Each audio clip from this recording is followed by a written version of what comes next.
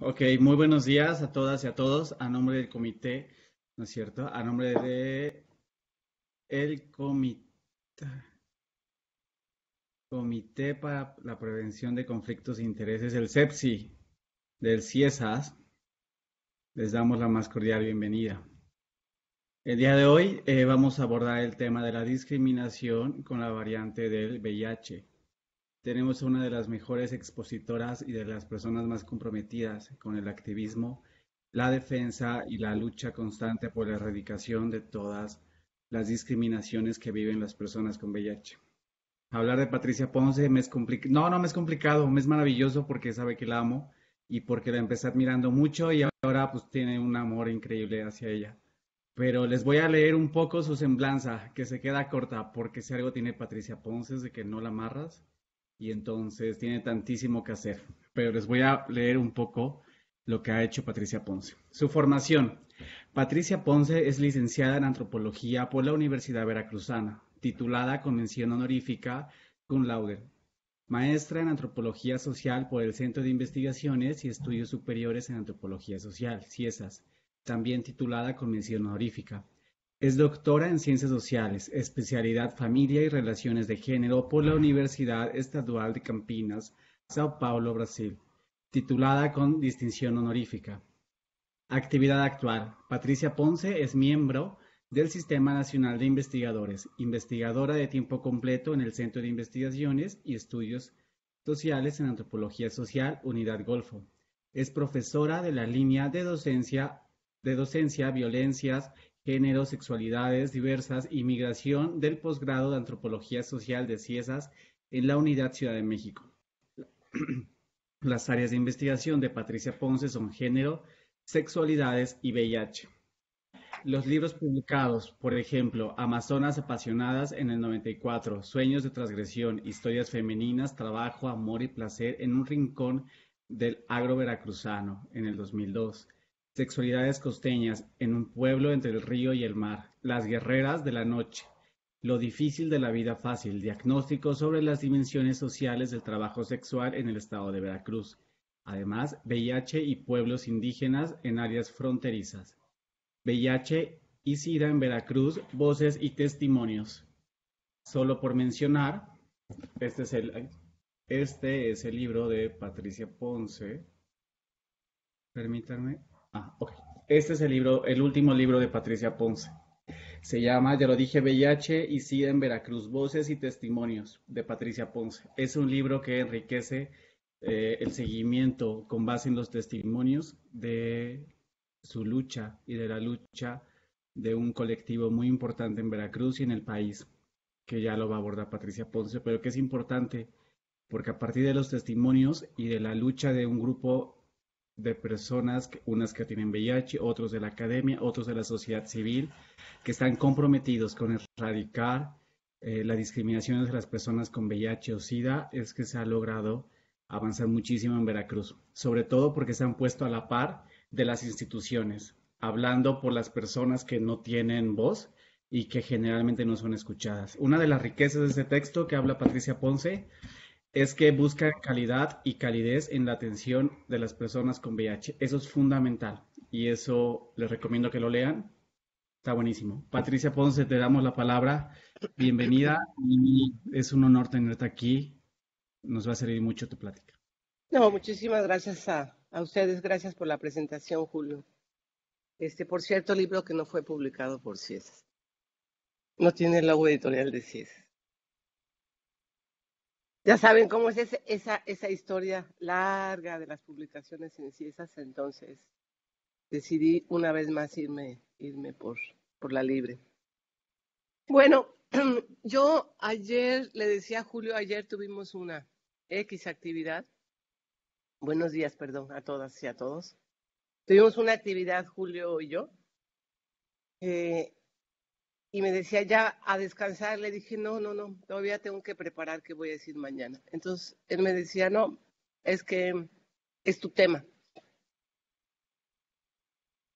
Sí, sí, es mi tema porque 20 años de mi vida, así que se dicen bien rápido, 20 años de mi vida los he dedicado al activismo en la defensa de los derechos humanos de las personas viviendo con VIH. Y cuando me preguntan eh, que cómo llegué al VIH, yo lo que respondo es que yo no llegué al VIH, el VIH llegó a mi vida. Y llegó a mi vida no porque viva yo con VIH, ni siquiera porque tengo un familiar cercano, ni en ese momento, hace 20 años, tenía un amigo con VIH. Llegó a mi vida porque alguien me lo mandó. Eh, Me invitaron a participar en un pequeño grupo, me invitaron a hacer un diagnóstico sobre la situación del VIH en Veracruz, del cual yo casi no sabía absolutamente nada. Algo había leído por ahí en la prensa. Y de ese pequeño grupo Semilla, conformado por organismos civiles, pero también por instituciones gubernamentales, entre ellas Secretaría de Salud, se conformó lo que después se convirtió en el grupo multisectorial en VIH-Sida del estado de Veracruz, el cual coordino actualmente. Y yo lo que les decía al inicio es, bueno, me voy a quedar 6 meses más para que se encargue el grupo y me voy a quedar 6 meses más. Y a los 6 meses renunciaba y me decía, quédate un rato. Y nunca me fui más de ese grupo. Y no me fui porque yo creo que por dos razones fundamentales. Y una tiene que ver con el tema de hoy. Y es que, en ese grupo que conformamos había personas con VIH. Hombres y mujeres, todos jóvenes, yo creo que en ese entonces todos jóvenes y todos más jóvenes que yo. Y realmente esas personas que se convirtieron posteriormente en mi familia, me enseñaron, me enseñaron a ser un poco menos soberbia, me enseñaron que yo podía servir para algo, me enseñaron que había que estar del lado de un grupo de la sociedad que no era escuchado ni respetado por nadie. Y por eso no me fui y por eso me quedé. Y lo que hice fundamentalmente fue poner mi agenda académica a su servicio. Cuando digo esto, lo que estoy diciendo es que el secretario de Salud jamás y nunca le va a contestar a una persona con VIH cuando le llame por teléfono, por ejemplo, o nunca le va a dar una cita. Pero a la doctora Ponce, y es en el único momento que me digo doctora, es cuando yo levanto el teléfono y le digo al secretario de Salud, habla la doctora Ponce. Y entonces ahí sí las puertas se abren. Y por eso me quedé también, porque me di cuenta que podía poner mi agenda académica al servicio de las personas que vivían con VIH. Y esas personas me han enseñado, estas que conforman el grupo y muchas más que he conocido y muchas más que no conozco, pero que llaman a mi celular a las 8, a las 9, a las 10 de la noche para decirme que acaban de decirles que son diagnosticadas y que se van a suicidar y que las sostengo emocionalmente durante 1, 2, 3 horas, durante varios días. Estas personas le han dado sentido y valor a mi vida. Estas personas le han dado estabilidad emocional. Y de ahí mi compromiso con la lucha por el VIH en el estado de Veracruz y en el país. Y anoche pensaba yo en todo eso y decía yo, ¿qué es lo que nos ha enseñado la pandemia del VIH? Y la comparaba yo un poco con la que hoy vivimos, con la del COVID, con la del COVID-19, ¿no? Y yo decía, a pesar de ser una de las pandemias que más personas muertas ha dejado en la historia de la humanidad, sin duda alguna, ninguna guerra ha causado tantas muertes como el VIH. Cerca de 50 millones de personas han muerto desde el inicio de la epidemia. Pero creo que ha sido también la epidemia, sin ser especialista en el tema, en el CIESES hay muchas colegas que saben sobre las historias de la epidemia. Sin embargo, creo que ha sido la epidemia que más enseñanzas y lecciones nos ha dejado. ¿Queramos aprender de ellas o no? Pensé antes de que surgiera la epidemia del COVID, pandemia del COVID, que el VIH nos había enseñado mucho. Y al cerrar la reflexión de hoy, les voy a decir por qué creo que no hemos aprendido casi nada.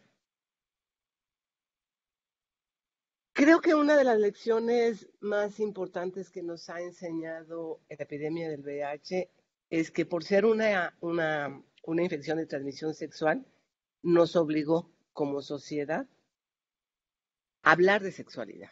Eso es lo primero. Somos una sociedad, ustedes saben que yo me dedico, entre otras, al estudio de las sexualidades. Y les quiero decir que somos una sociedad profundamente conservadora en el tema.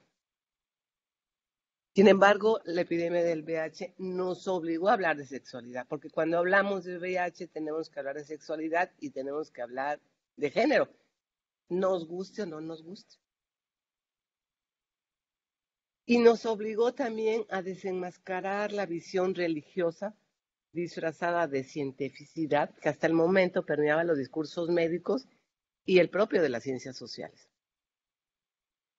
Hasta hace algunos años los únicos autorizados a hablar de sexualidad pues eran los médicos, ¿no? Y tenemos una visión totalmente religiosa.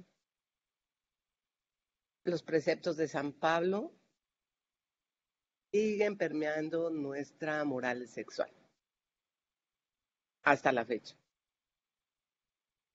A lo largo de 40 años el sistema biomédico fue sacudido. O sea, la ciencia médica fue sacudida también por el VIH. Fue trastocado. Porque los y las profesionales de la salud le tuvieron que bajar, como se dice vulgarmente, 2 rayitas a su soberbia. Y tuvieron que admitir la importancia de la perspectiva social del VIH. Durante muchos años ellos se creyeron los dueños del saber epidemiológico del VIH. Pero tuvieron que reconocer que el VIH tenía una parte social. Tuvieron que reconocer la diversidad amorosa y sexual como una expresión más de la sexualidad. Y más allá de ello, tuvieron que aprender que esta pandemia está atravesada por la pobreza, por el género y por los derechos humanos.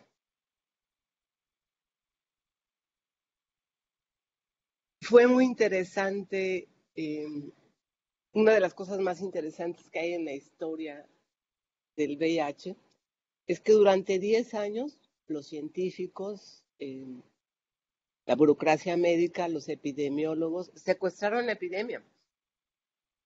Y cada año, durante 10 años, hacían sus conferencias mundiales y se reunían los especialistas, los sabios, las divas de las batas blancas, como dicen por ahí, para definir hacia dónde, qué iban a hacer con el VIH.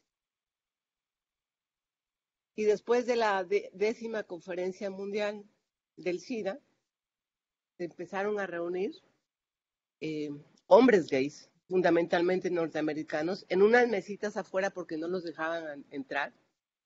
Y afuera de los grandes congresos empezaron a discutir la parte social del VIH, hasta que después de 5 años lograron entrar. El movimiento gay logró entrar, las personas con VIH. Y yo creo que ese fue un momento clave para el desarrollo de la pandemia, porque empezó a discutirse la parte social del VIH. Y yo les pongo 2 ejemplos muy importantes, ¿no? Uno fue que la ciencia médica tuvo que incorporar una categoría epidemiológica que hasta la fecha existe, que es hombres que tienen sexo con otros hombres. Porque resultaba que llegaba un hombre con VIH a la clínica a hacerse la prueba, le hacían su examen y le decían, ¿eres homosexual? Y él decía, no. Y entonces, ¿cómo te contagiaste? Contagiaste, que era la palabra y sigue siendo la palabra preferida de los médicos. El VIH no se contagia, el VIH se adquiere. ¿Por qué no se contagia? Porque yo estornudo, si tengo VIH estornudo y no contagio a nadie, ¿no? Como sí sucede con el COVID, desafortunadamente. El VIH se adquiere. Solamente yo puedo decir que fui contagiada si me violan. Pero si yo accedo a ir a una cama, a un coche, a un hotel, a una finca, a tener relaciones sexuales con otra persona y decido no usar condón, no me contagiaron. ¿Sí? Yo me expuse a la adquisición del VIH. Pero en ese entonces y hasta la fecha siguen hablando del contagio. Entonces le preguntaban a ese hombre, ¿eres homosexual? No. Y entonces, ¿cómo te contagiaste? Y él decía, porque tuve relaciones sexuales con otro hombre. Entonces, ¿eres homosexual? No. Entonces, los médicos tuvieron que aprender que hay una diferencia entre la práctica sexual y la identidad. Es decir, hay hombres, en este caso, que son heterosexuales, pueden estar casados, pero a veces tienen relaciones sexuales con otros hombres. Entonces, introdujeron esta categoría muy importante de hombres que tienen sexo con otros hombres, que le da una perspectiva social a esas relaciones entre hombres, nos guste o no nos guste. Y la otra cosa importante es que tuvieron que modificar su esquema. Ellos hablaban de grupos de riesgo al inicio de la epidemia, ¿no? Entonces decían, y dividieron a la sociedad, ¿no? Entre los sanos, los enfermos, los decentes y los inmorales, los que contagiaban y las víctimas. Y esos grupos de riesgos para ellos eran las trabajadoras sexuales, los homosexuales y la gente que usa drogas inyectables, los usuarios de drogas inyectables. Y entonces nos dijeron, estos son el foco de infección. Y entonces las ciencias sociales y los movimientos gay le enseñaron a la ciencia médica que eso era un tremendo error, porque en tanto yo no era ni trabajadora sexual, ni era adicta, ni era gay, no iba a adquirir el VIH. Y entonces tenía yo relaciones sexuales sin el uso del condón. Y eso sigue hasta la fecha, ¿eh? Esa división que hizo la epidemiología entre sanos y enfermos, entre buenos y malos, entre contagiadores y víctimas, sigue hasta la fecha metida en el pensamiento de la gente que por eso fueron señalados como los responsables de la propagación de la epidemia y los responsables de crear el estigma y la discriminación. Hasta la fecha, seguimos creyendo que hay grupos de riesgo. Las putas, los putos, ¿sí? Las, las zorritas, ¿no? Las promiscuas, las personas que tienen relaciones sexuales, si yo soy una mujer ama de casa, monogámica, no voy a adquirir el VIH. Totalmente falso. Los datos hoy nos dicen que hay menos trabajadoras sexuales con VIH que amas de casa. Ellas representan en el país el 2%, las amas de casa deben ser como el 16, el 18%. Es decir, la ciencia médica fue y sigue siendo la responsable del estigma y la discriminación y fue y sigue siendo la responsable de que no lográsemos detener la epidemia y que violásemos los derechos humanos de ciertos sectores de la población.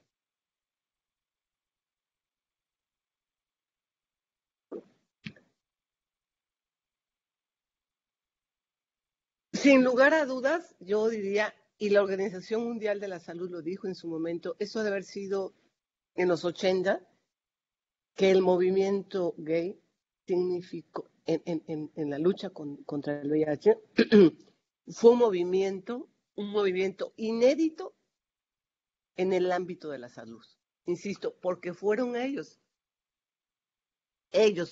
muchos de ellos viviendo con VIH, lo que le impuso el sentido social, la mirada social a la epidemia, y ese movimiento fue el que nos hizo a los cientistas sociales, fundamentalmente a los antropólogos, algunos, voltear la mirada hacia allá y decir, tenemos que investigar qué pasa acá.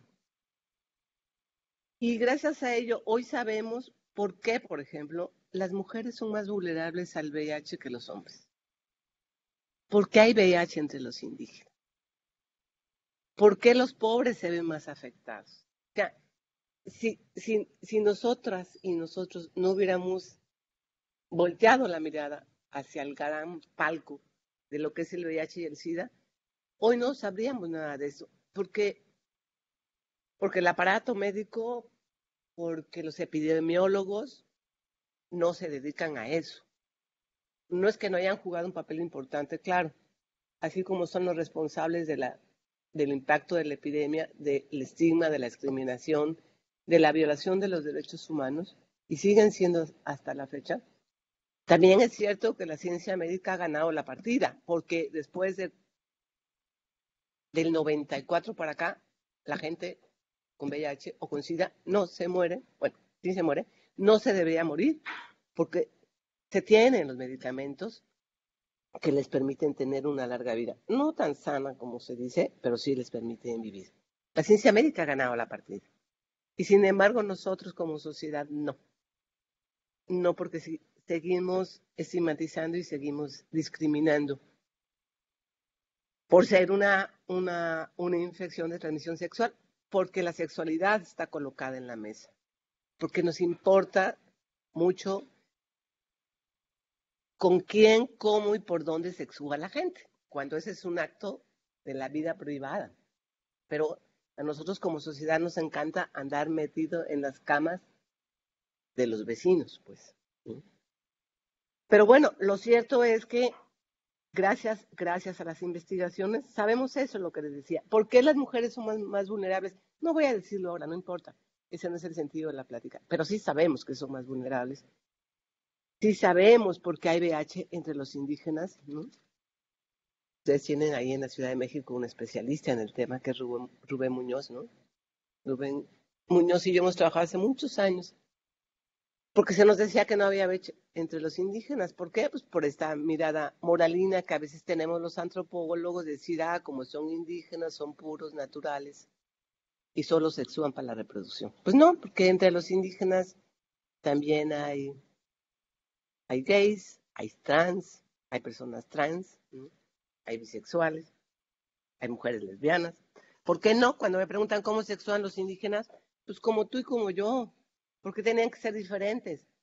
Porque están lejos y remotos y viven en las montañas. Bueno, y eso no es tan cierto ya. Acuérdense que más del 40% de la población indígena ya vive en las ciudades, ¿no? Y se comporta como nosotros, de manera diversa. También sabemos hoy por qué los pobres son más afectados por la epidemia, ¿no? Sabemos también por qué no logramos detener el crecimiento de la epidemia del VIH, ¿no? Sabemos también por qué tenemos tantos focos rojos en Veracruz. Sabemos por qué siguen naciendo niños con VIH. Ese es un dato impresionante. Ustedes saben que una mujer con VIH se embaraza, lleva un tratamiento, llega a buen término, pare por cesárea, no amamanta y ese niño y esa niña nacen sin VIH.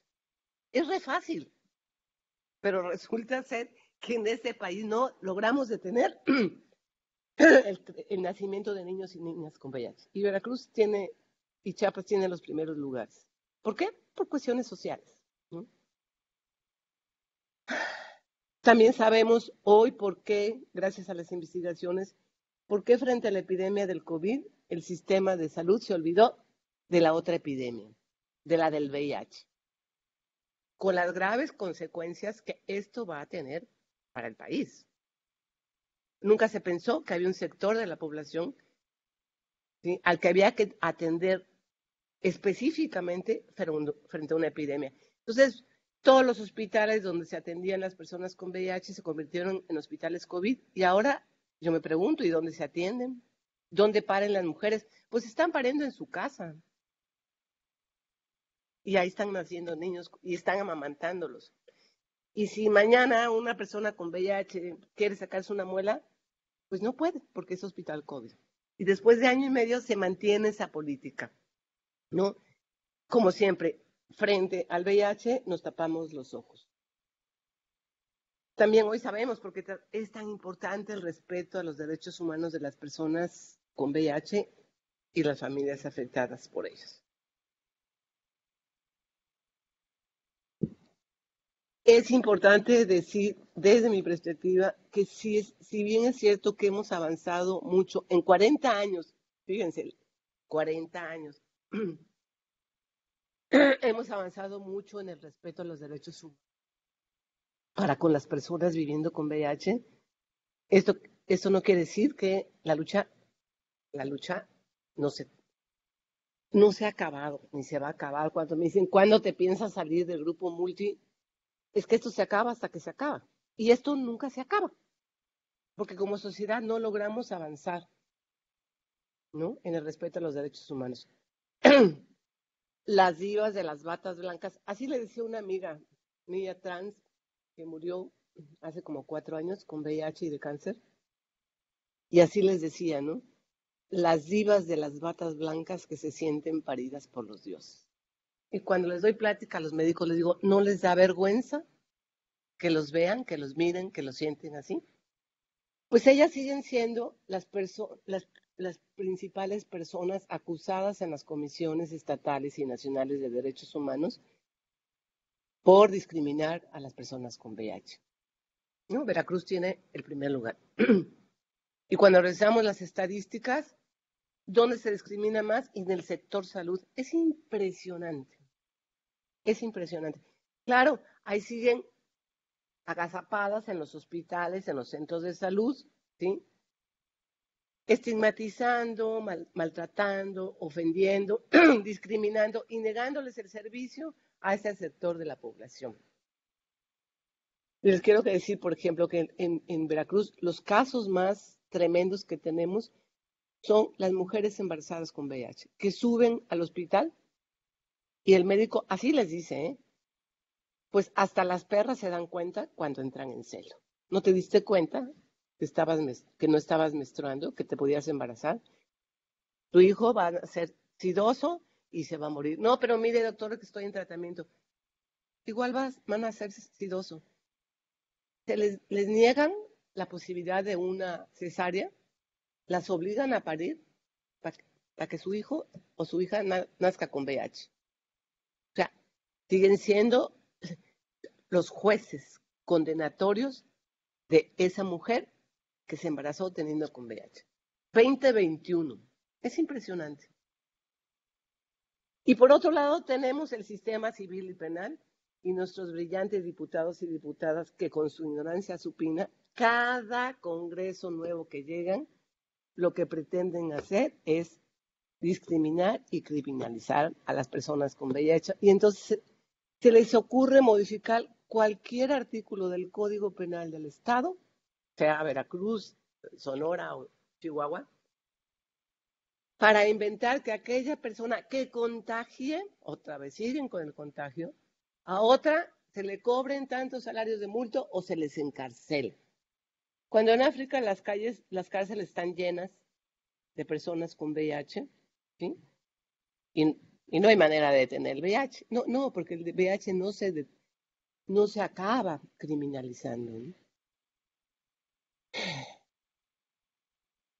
Insisten, o sea, en esa ignorancia supina, insisten en decir, hay que hacer leyes que criminalicen a la gente. No, hay que darle lecciones morales. Andas por ahí repartiendo el bicho, entonces te vamos a encarcelar. Digo,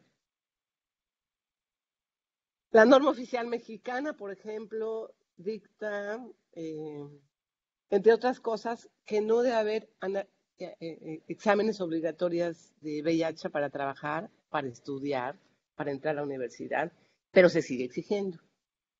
Y se sigue corriendo del trabajo y de las universidades, ¿no? A las personas que o no se hacen la prueba del VIH o a las personas que detectan con VIH. Insisto, de veras, a los 40 años después, o sea, ¿cuál es el problema de tener un compañero, una compañera de habitación, de cuarto, de cama o en el trabajo que tenga VIH? No se contagia, no es en un estornudo, no es que lo deje en el escritorio, no es que va al baño, no es que en la alberca, puedo tomar de su pocillo, puedo besarlo en la boca. 40 años después, por eso les digo, no hemos aprendido nada, ni los diputados, ni los secretarios de salud, ni la sociedad en su conjunto. Y en el fondo lo que está atrás, lo que sigue en el talón de fondo, es esta perspectiva moral, este prejuicio moral no científico desde el estigma, la discriminación y la criminalización. A los putos y a los putos, a los promiscuos, a los locos, a los que andan cogiendo fuera de su casa, hay que castigarlos. Y si podemos, hay que meterlos a la cárcel. Y si viven en el pueblo, hay que quemarles la casa. Y si están en la universidad, hay que echarlos de la universidad. Y si están en la policía, hay que señalarlos. Es la letra escarlata. No hay otra manera de explicarlo. No hay otra manera de explicar esta situación de estigma y discriminación. Al que se porta mal, ¿sí? Como Adán y Eva, hay que correrlos del paraíso. Y eso es muy preocupante. Y anoche haciendo esta reflexión, me acordé del COVID. ¿Y qué creen? Que me recuerda tanto la historia del VIH, con la diferencia, sí, que el COVID sí se contagia, como la gripa. Por eso el cubrebocas. El VIH no se contagia, insisto, pero el COVID sí se contagia. Más complicado aún. Pero fíjense qué curioso que el COVID, a pesar de no tener la letra escarlata de la sexualidad, ¿sí? sigue siendo algo que señala, que estigmatiza y que discrimina. Es que somos una sociedad tremendamente discriminadora.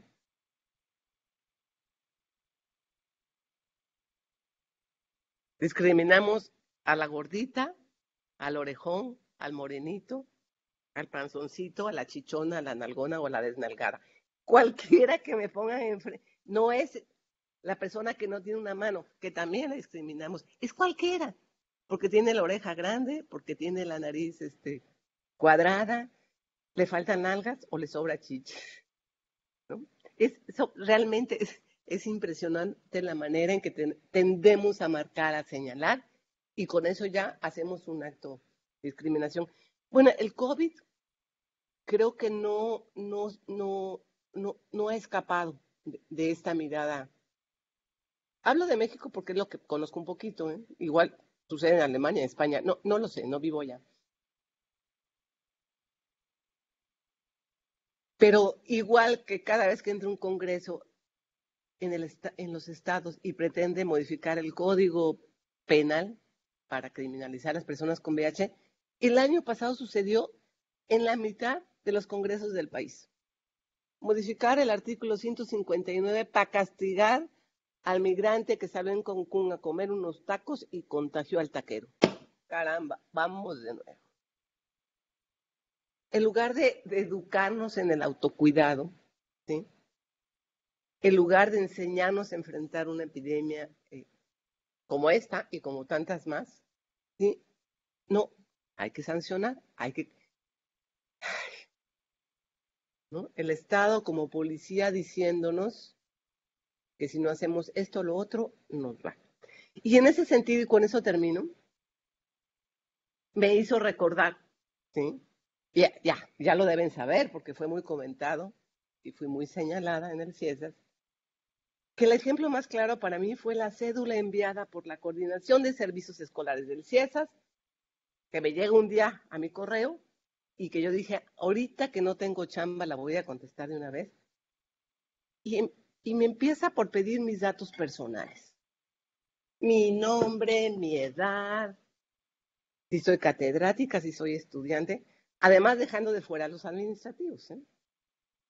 En qué programa estoy, si estoy vacunada, de cuál vacuna, cuántas dosis, dónde vives, con quién vives, quién de tu familia está vacunada, qué comorbilidades tienes. Y yo empecé a contestar en automático y de repente me paré y dije, momento, o sea, ¿qué es esto? No, o sea, ¿dónde queda mi confidencialidad? ¿Quién le está dando autoridad a no sé quién, pero fue servicios escolares, no sé de dónde más salió, para preguntarme todo esto? O sea, ¿cuál es el sentido? Si no estoy vacunada, ¿no me van a dejar entrar? O sea, ¿qué les importa con quién vivo? Y si mi hija, mi marido, mi amante están vacunados o no contra el COVID. Una falta de respeto total. Sí, no aprendimos tampoco sobre la confidencialidad. Bueno, yo, como me conocen, me conformé, me digné. Y bueno, como soy tan exagerada, sabrán que no tuve el derecho de respuesta. No me respondieron las personas a las que yo les dije, oigan, ¿de dónde sale esta encuesta? ¿Por qué la están haciendo? Me parece que es violatoria. Pero bueno, como el mitote llegó hasta con el director, él me citó una reunión donde pedí la presencia del secretario general del SUTCIESAS y un especialista en la materia, que yo considero que es Rubén Muñoz, y donde les pusimos nuestro punto de vista. Si esa encuesta no hubiera tenido los datos personales, ni preguntas sobre la condición de salud, no hubiera habido problema. Y se nos hubiera explicado con un título arriba cuál era el objetivo de la encuesta. Bueno, el director dijo que parecía que éramos un poco exagerados, porque incluso le decíamos, esto puede tener consecuencias graves para el CIESAS. Si yo como investigadora voy y lo denuncio a derechos humanos. Pues, no lo vio así. Dijo que iba a hacer llegar nuestros comentarios y ahí quedó. Por eso les decía al principio de la plática que para mí la lección que me deja la epidemia del VIH en México es que no hemos aprendido de sus enseñanzas. Después de 40 años seguimos insistiendo en el control personal, en el autoritarismo, en la sanción, en la discriminación, en la criminalización de las personas y de las epidemias. Insisto, hoy ya no es sexual, pero pues igual, ¿no? Yo soy pro vacuna, ¿eh? Por supuesto que soy pro vacuna, pero como defensora de los derechos humanos sigo creyendo en ellos y en la educación para el autocuidado y la corresponsabilidad social. Gracias. Patricia Ponce. Muy bien, muchas gracias. Si quieren pasamos a la ronda de preguntas, respuestas, comentarios. Y solo les tengo que decir que ahorita justo estaba buscando un libro, está el de Patricia Ponce, cómprenlo, está muy bueno. Está choncho, pero les prometo que vale mucho la pena. Es un libro, yo creo que básico para entender el tema, básico y fundamental para entender el tema de VIH, porque nos explica de la mano qué es el VIH, cómo funciona el VIH y las discriminaciones. Y este de las trabajadoras sexuales en el estado de Veracruz, también, ese ya tiene más tiempo, pero es una joya, es un texto que yo creo que va a quedar, que ya es parte fundamental de la bibliografía para atender el trabajo sexual y el impacto con el VIH. Curiosamente hay una relación que tiene, ya explicó Patricia, que tiene que ver con las discriminaciones fundamentales, ¿no? Al discriminar en una cosa, se discriminan una serie, encadena otras, ¿no? Y el trabajo sexual es muestra evidente de eso. A ver, leo comentarios. Rose manda saludos. No sé, igual y podemos hacer esta dinámica. La vez pasada fue muy enriquecedora porque empezamos a conversar realmente, ¿no? Entre la expositora que fue Laura Machuca, a quien le mandamos abrazos, y las que estábamos presentes. Eran creo que más mujeres, entonces yo siempre hablo en femenino cuando hay más mujeres. Entonces, bueno, si quieren, abrimos los micrófonos y podemos hacer comentarios. Pati Luna, ¿qué opinas? ¿Cómo se vive? ¿Cómo ves la discriminación? Martita, tú que organizaste este foro, ¿cómo ven la discriminación? Que es fundamental, ¿no? No tiene que ver nada más con el VIH, sino cómo tenemos un gen con la discriminación, ¿no? Ya estoy como la Hola, contadora. buenos días. Hola, Pati, Ay, habla por favor. hola, contadora. Pues bueno, yo nada más agradecer esta conferencia y sí es muy cierto todo lo que mencionan. Esto de la discriminación es terrible. Yo apenas visité a una dentista y justo me comentaba esto, ¿no? Que estuvo trabajando en la costa y que ella pedía el estudio en donde le señalaran que no eran positivos al VIH, que porque tenía temor de contagiarse con la punta de algún de su instrumental que utilizan, vamos, para corregir los dientes o reparar los dientes. Entonces, bueno, pero ahí también sería cosa de el paciente, no sé, yo creo que falta mucha información para estos pacientes y para los que tenemos o los que tienen son positivos, vamos.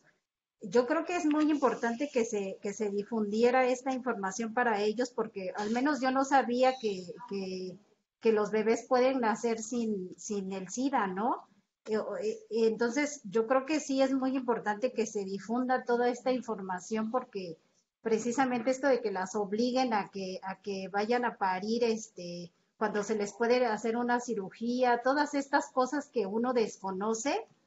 Entonces yo creo que sí es muy importante que lo divulguen.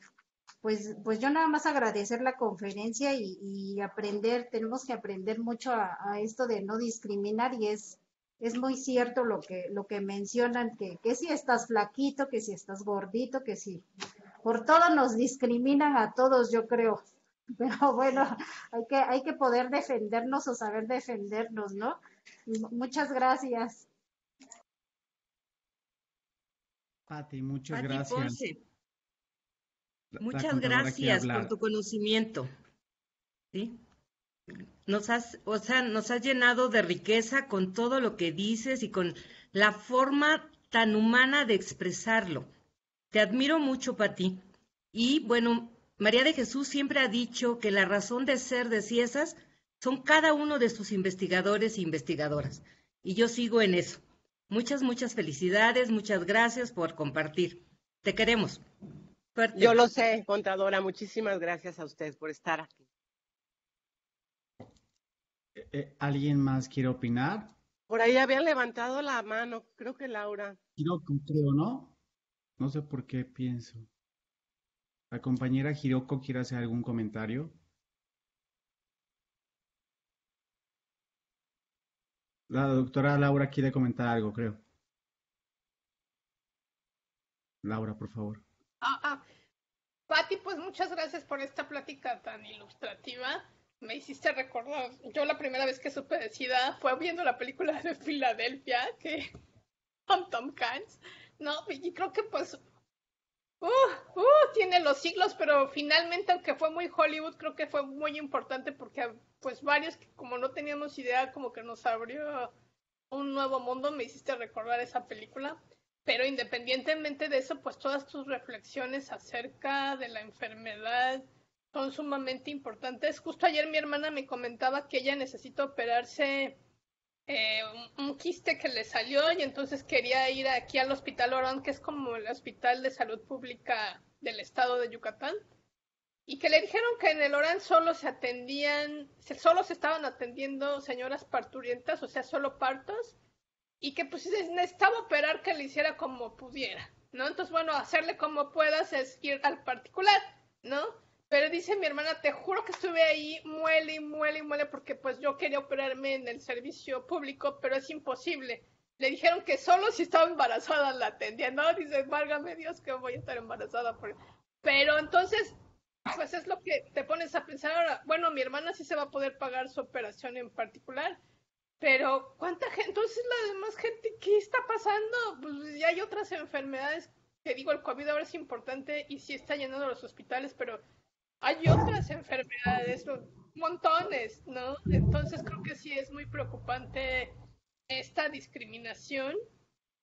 Y fíjate que además ahora que tuvimos COVID, que tuvimos COVID aquí en la casa es muy raro porque la gente se aísla mucho, o sea, de veras que nuestra casa parecía que tenía un imán así, porque hasta la vecina se acercaba así como lejos, lejos, ¿no? Como que de pronto también se crea un estigma de que hay una casa con covidosos, ¿no? Y entonces, bueno, la gente ni se acerca, o sea, sí hasta se atravesaban para no pasar enfrente de la casa, o sea, hasta que lo vives tienes sabes de esos sentimientos, ¿no? Entonces, bueno, muchas gracias Patricia porque nos has sensibilizado muchísimo acerca de estos temas de discriminación y sobre todo por VH. Claro, la triple discriminación. Alain Pinzón. Pinzón, ajá, quiere hacer un comentario. Por favor, Alain.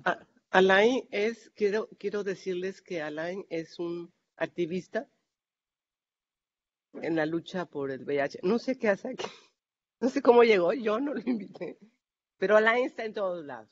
Es un hombre al que no conozco cara a cara, pero es uno de los activistas más importantes y consecuentes en la lucha por el VIH en este país. Es ese que cierra Reforma cuando hay desabasto de medicamentos. Yo lo admiro, lo respeto profundamente. Alain, bienvenido.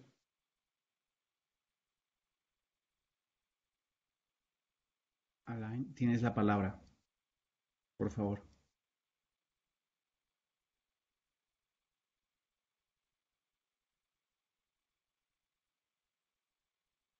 Bueno, ahorita habla Alain. Aparecerá. Sí, tienes la palabra en cuando quiera. Hubo de los comentarios que se hicieron para ti, tal vez sería importante que abordaras un poco el tema de la intransmisibilidad, no sé, indetectabilidad, ser indetectable y ser intransmisible. Luego la otra creo que es el tema de las formas de adquisición del virus y las formas de transmisión del virus. Y tal vez tengo algún problema con el audio, dice Alain. Ok, Alain, no te preocupes aquí. Si quieres escribir, yo lo leo y si no, te esperamos. No tenemos ninguna prisa. Y la otra, Pati, tal vez el otro tema que entiendo de los comentarios es, bueno, intransmisible, las formas de transmisión, de adquisición y transmisión. Y tal vez pudieses terminar hablando, bueno, en esta etapa de los comentarios, sobre qué le hace falta al CIESAS para continuar con esas estrategias de la no discriminación, en específico por VIH, ¿no? Creo que a veces cometemos errores sin querer, no creo que todas y todos yo he hecho comentarios discriminatorios, y claro, ya ahorita que tienes más conciencia y más estudios y pues, conoces a Patty Ponce, pues ya no tienes excusa. Pero, pero sí creo que en ese sentido Hollywood nos ha acrecentado el estigma, porque justo la semana pasada le preguntaba a Patty Ponce, oye, ¿ves que vi una película de hace tantos años y me quedó esta duda, ¿no?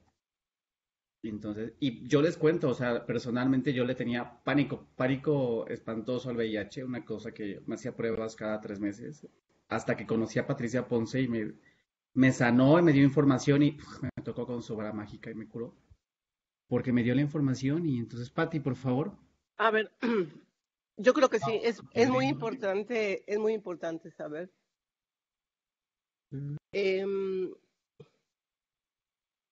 Lo que dijo Julio, sí,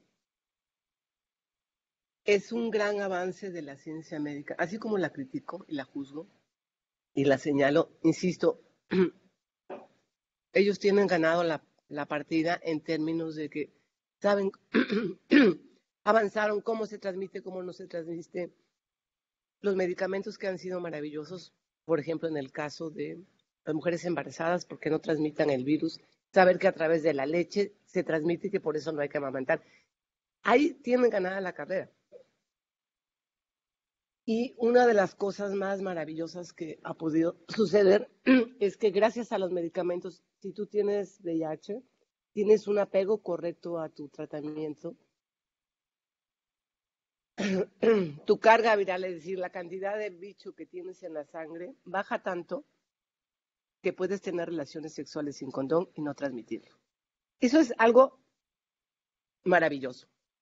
De tal manera que una persona que tiene VIH está en tratamiento y su carga viral, insisto, la carga viral es la cantidad de bicho que tengo en la sangre, es tan baja que no lo transmite. Puede tener relaciones sexuales sin condón, puede embarazar se puede embarazar y su hijo puede nacer sin VIH. Y esto es muy importante saberlo porque a pesar de eso seguimos discriminando a las personas que tienen. No, las personas que tienen VIH no tienen derecho a casarse, no tienen derecho a tener hijos. En muchas comunidades indígenas las corren, las van a dejar al ojo del agua a morir. Nosotros hemos rescatado personas en Yucatán que sus padres indígenas los tenían viviendo en un chiquero. Y hoy esa persona es responsable de un albergue en Yucatán. Porque era gay y porque tenía VIH. Lo que voy a decir les va a parecer una barbaridad, pero es más fácil. Es más fácil que yo adquiera el VIH con X hombre con el que me acueste que con una persona con VIH si está en un estado indetectable. El VIH ya no se transmite si tienes ese estado. ¿Y quién logra ese estado? Cualquier persona que tiene un apego a su tratamiento. Eso es muy, muy, muy importante. Entonces andamos buscando a los idosos, a los que tienen manchas, a los que tienen lacra, a los que tienen neumonía.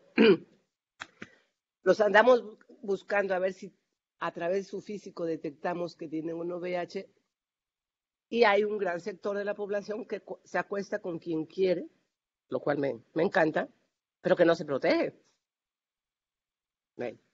Eso es muy, muy importante saberlo.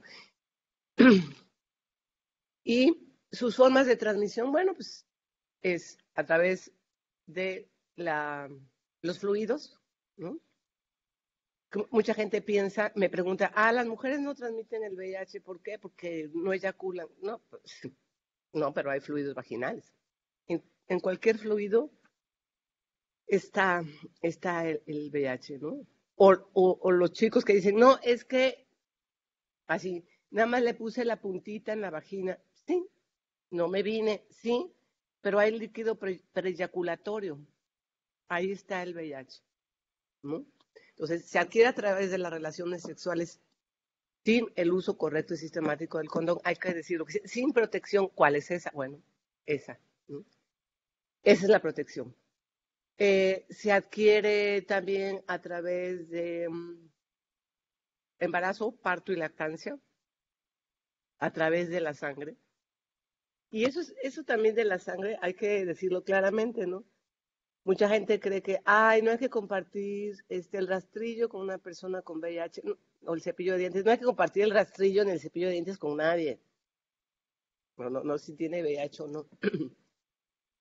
Acuérdense que el virus es anaeróbico, es decir, en el contacto con el aire se muere, lo que no tiene este maldito cobicho. De tal manera que para que yo adquiera el VIH a través de la sangre es a través de una transfusión sanguínea o del uso compartido de las jeringas. Si la dentista esa que dice es que si tiene VIH, no, así no se transmite el VIH. O el rastrillo, insisto, tendrías que estar pegado al que se está rastrillando, esperar que se corte, cortarte tú, y en lo que te pasa el rastrillo ya se murió el bicho. Por eso es tan absurdo esta discriminación que existe. No se transmite a través de la saliva. Tampoco si me siento en los orines de una persona con VIH. ¿No? Así no puedo besarla en la boca, puedo abrazarla, puedo compartir su vaso. Yo tengo 20 años haciéndolo con mis compañeros, ¿no? Pasamos el vaso, la botella, nos abrazamos, nos besamos. Y no tengo VIH, no va por ahí. Y luego, pues la pregunta última de Julio, pues esa es la de los 24, ¿no? Los de los 24,000 pesos, ¿no? O sea, ¿cómo lograr que que no haya discriminación contra las personas con VIH dentro del CIESA, bueno, es tan complicado como en la UV. Yo les pongo un ejemplo, hace 3 años, un chico, facultad de odontología, que nos habla para decirnos que salió positivo a VIH y lo primero que se le ocurre en un alma buena, sana y pura es ir a decirle al director de la facultad y al rector que tiene VIH. ¿Por qué? Porque como son doctores lo van a comprender, lo van a consolar. Él va a decirle a su mamá. Por eso cuando me dicen a quién le digo, a nadie. Procésalo, acomódalo, trátate y cuando estés firme, habla. A nadie, ni a tu novia, ni a tu amiga, a nadie. Y está cabrón decir eso, pero es a nadie. Ya fue a decirles, ellos hicieron una junta académica en la UB para decirle a todos los profesores que Juan Pérez tenía VIH. Entonces decidieron darlo de baja un cuatrimestre, le impidieron que hiciera su práctica, a no ser que pusiera un letrero y dijera, yo tengo VIH, por si la gente se arriesgaba a irse a curar. No, una locura. Hicieron una excursión y le dijeron que no podía ir porque qué tal si el camión se volteaba y él los contagiaba a todos con la sangre. Estoy hablando de hace 3 años, antes del COVID. Hablamos con la rectora en su momento, a todos los profesores, y su castigo fue que les diéramos un taller para sensibilizarlos en el tema del VIH. El muchacho lo trasladaron de la zona donde estaba sur a Jalapa, porque ya sabía hasta la comadre de la colonia que tenía VIH. Y se vino a terminar la carrera de odontología acá. Con una beca que le sostuvieron 6 meses y después no terminó la carrera porque no tenía cómo sostenerse. O sea, es increíble lo que sucede, ¿no? Les digo, si un médico del Hospital Regional de Veracruz se niega a atender a una mujer con VIH porque dice que lo va a contagiar, y una junta académica de la Universidad Veracruzana hace estas cosas, bueno, ¿en dónde estamos? O sea, un médico sabe perfectamente la posibilidad que tiene un médico, el personal de salud, de adquirir el VIH, ¿sí?, en una cirugía o en una atención dental, es del 0.2%. Ahí no se adquiere el VIH. Hay medidas universales. Y aún así, ellos, que saben todo esto, que lo deberían saber mejor que yo, no discriminan. Entonces, ya no es un problema de conocimiento científico. Tiene que ver con que es una infección de transmisión sexual. Y nos dijeron que es de putas y de gente indeseable. Y entonces hay que seguir castigándolo después de cualquiera que salga con VIH, hay que joderlo, hay que discriminarlo. ¿Cómo mover ese aparato? ¿No? ¿Cómo quitarle la cabeza a un director de que no puede obligar a su personal a vacunarse? Y que si no se vacuna, no lo va a recibir. Está violentando derechos. Insisto, yo soy pro vacuna. Todos nos deberíamos vacunar. Y si viene la tercera me pongo, y si viene la cuarta me la pongo. Pero aún así, tenemos que cambiar ese chip que tenemos en la cabeza, ¿sí? Para no discriminar. Y creo que ese chip empieza con eso, con convertirnos, con ser, yo no digo ni defensores, respetuosos de los derechos humanos. Respetuosos. O sea, por eso a veces esa palabra amor me cae tan mal. Me tiene hasta acá. Porque por amor te madreo. ¿Sí? Por amor soy capaz de cualquier cosa, hasta de joderte la vida. En cambio, te puedo no amar. Hay mucha gente que no quiero, hay mucha que sí. Hay gente que no quiero. Pero te puedo no querer, pero lo que sí puedo hacer es respetarte. Me gusta más esa palabra. Entonces yo creo que tenemos que aprender el valor del respeto, 1. 2, el valor de la diversidad. No me gustas, bueno, pues no te tengo en mi casa, ¿no? Pero lo que hagas afuera de mi casa es tu problema. Y luego yo creo que, Julio, no es un problema de educación porque hemos dado tantos talleres y parece ser que, insisto, no sirven, ¿no? Creo que tiene que ver también con el diseño. En lugar de estar inventando artículos y modificaciones a los artículos del Código Penal para criminalizar, para discriminar, creo que deberíamos diseñar campañas, ¿no? Otra manera de educar. A los 18 o 20 años es muy difícil que un chavo o una chava se ponga un condón. Ya no. A esa edad es difícil que una persona aprenda a respetar a la otra. Yo creo que tiene que ser desde abajo, desde muy niños. No sé, se me hace difícil responder. Sí, total. A ver, leo comentarios. Dice Alain Pinzón. Perfecto, escribo. Muchas gracias. Encontré el cartel en Twitter y decidí manera correo. O sea, mando correo. Pati, te agradezco mucho tus palabras. Podríamos ahondar más al respecto del contagio y la adquisición. Me interesó mucho. Educarnos como activistas en estos tiempos y uso correcto. Del Inspiration. Ajá, dice, doctora Patti, interesante conferencia. Lástima que no pude escucharla completa ya que tuve que ir al CIESAS. Ay, Berna, te mandamos saludos. Patti, ¿puedes nada más igual y a manera de cerrar? Creo que es importante. ¿Cuánto tiempo tarda si yo, Julio, adquiero el VIH? Bueno, me hago la prueba, resulta que tengo VIH o que ya estoy en SIDA. ¿Qué diferencia hay? Y luego, una vez que me empiezan a dar los medicamentos antirretrovirales, en caso de yo Julio, ya tener SIDA, ¿cuánto tiempo pasa? Probablemente, digo, haciendo una estimación, en estar en estado indetectable. Es decir, que al hacerme los estudios, la carga viral sea mínima y no haya contagio. O transmisión, perdón. Pati, por favor. VIH, la diferencia entre VIH y el SIDA es, bueno, el VIH es el virus que adquiero y el SIDA ya es el conjunto de enfermedades que puedo o no desarrollar a partir de que si estoy o no en tratamiento, ¿no? Y una persona puede adquirir el VIH y tener manifestaciones a los 5 o hasta los 10 años.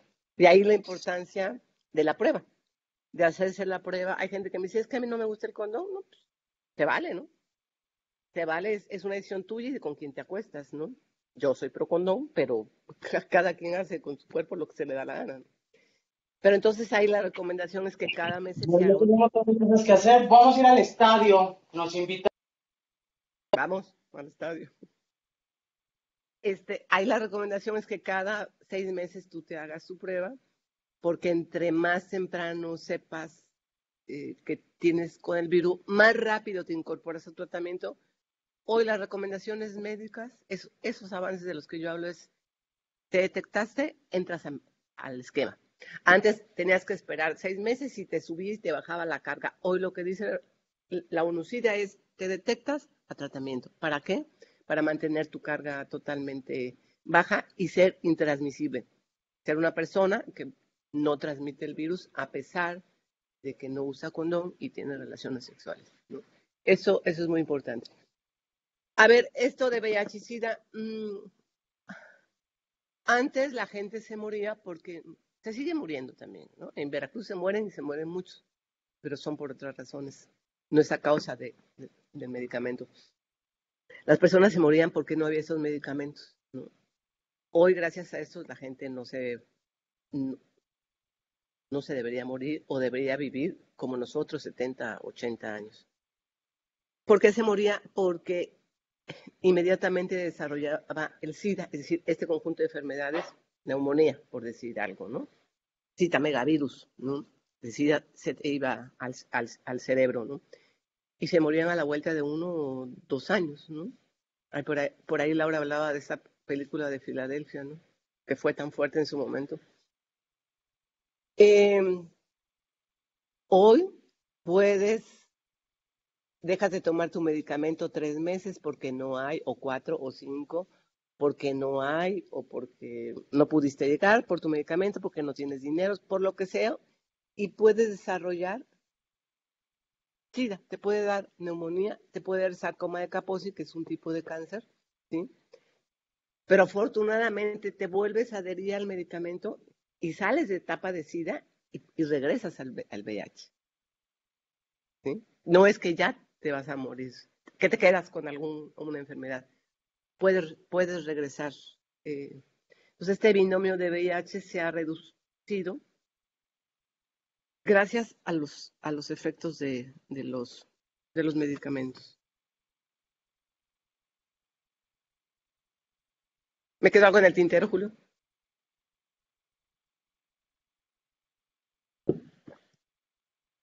No, Pati, creo que se abordó bastante puntual las preguntas y los comentarios. Ah, mira, Alain, ya Sí. te escuchamos. ¿Quieres hacer algún comentario? Pero creo que no nos... Ahí está Alain. Hola, ¿no me escuchan, verdad? Sí, ya te escuchamos. Ay, muchas gracias. Pues es un gran placer, Pati. Yo encontré el cartel en Twitter y decidí, pues, pedir la liga por correo. Y bueno, me interesó muchísimo esa parte que dijiste al respecto del contagio, porque, pues, ahora en la era digital, la mayoría de los activistas andamos como en todas las redes, diseminando información, y a mí me gustaría muchísimo como ser, o más bien como aclarar mis dudas al respecto de la transmisión, la adquisición y el contagio, ¿no? Entendiendo que el contagio, muy interesante también lo que dijiste, que nada más es cuando te violan, ¿no? Y esta parte de la adquisición me parece súper interesante. No sé si podamos como ahondar más en eso. Alain, tú sabes más que Sí. yo del tema. Por favor. Ah, ya sé. Así es que mejor tú di qué piensas al respecto. Pues es que nosotros estamos también como repitiendo esto y haciendo como materiales informativos digitales, sobre todo, como a partir de la idea de que el VIH no se contagia justamente porque no es gripa, tú no estornudas y contagias, sino que hay vías de transmisión específicas, ¿no? Para adquirir el VIH. Pero me suena muchísimo más lógico lo que dijiste que es la adquisición.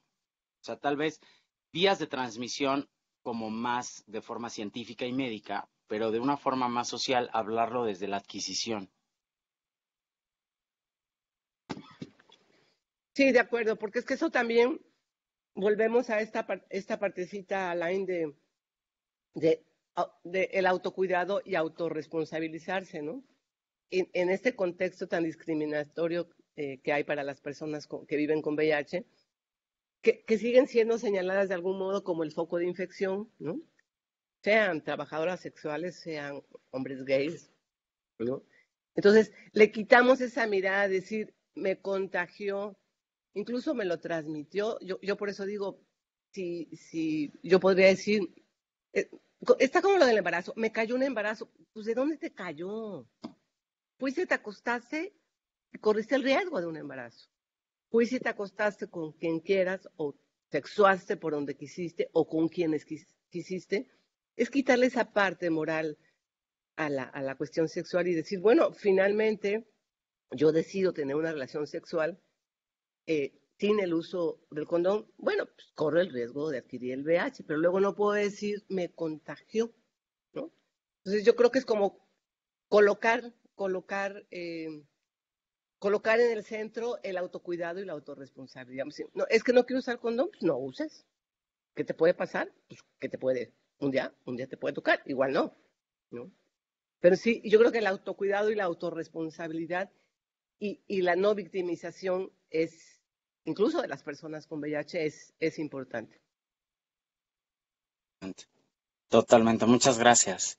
Porque creo que eso ayuda también al autoestigma, ¿no? Eliminar los autoestigmas, la vergüenza, el miedo, la pena, y todo eso va caminando mucho mejor.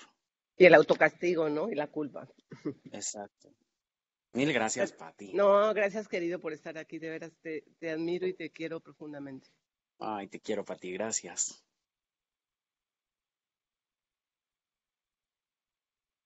Ok. ¿no? Si no hay nada más, tenemos este interesante conversatorio. Pati, palabras finales. Mastícale, querida. Muchas gracias, Pati. Estuvo buenísima la plática. Recomendamos leer su libro. Testimonios, VIH y SIDA en Veracruz, Voces y Testimonios por Patricia Ponce. Es un libro básico y súper indispensable, mejor dicho, indispensable. Que no se va a vender para... en el Ciesas porque Lupita Escamilla dijo que no. Acuérdese, contadora. ¿Y ¿Se acuerda, contadora? ¿Cómo lo consigo y cómo te envío? Te lo hago llegar, contadora. ¿Sabes quién tiene unos en su casa? Rubén Muñoz. Ah, ok, porfa. ¿Te acuerdas, contadora, esa discusión que tuvimos? De Sí. que aquellos libros que fueran publicados fuera del Ciesas que se vendieran y que Lupita Escamilla dijo que no, porque no hay manera, que cómo devolver. Bueno, por eso no se va a vender en la biblioteca, en las librerías del Ciesas.